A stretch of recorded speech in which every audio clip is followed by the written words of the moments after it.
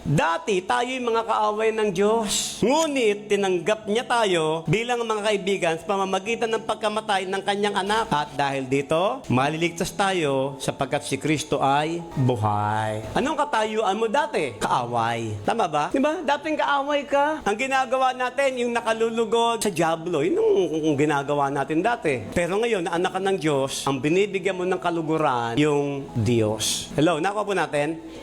Nauna naman natin, magandang usapan to. Lalabas ka mamaya dito, hindi ka na nag-aalinlangan. Anak ba ako ng Diyos? Nakakagawa ko ng kasalanan. Nag-aalinlangan ka. Nakagawa ka lang ng kasalanan, hindi ka na anak ng Diyos. Sasabihin sa'yo ng dyablo, ayan, nakagawa ka na naman, nakapagmura ka na naman, nagalit ka na naman, nainis ka na naman. Sasabihin mo ngayon, hindi na yata ako papasok sa langit.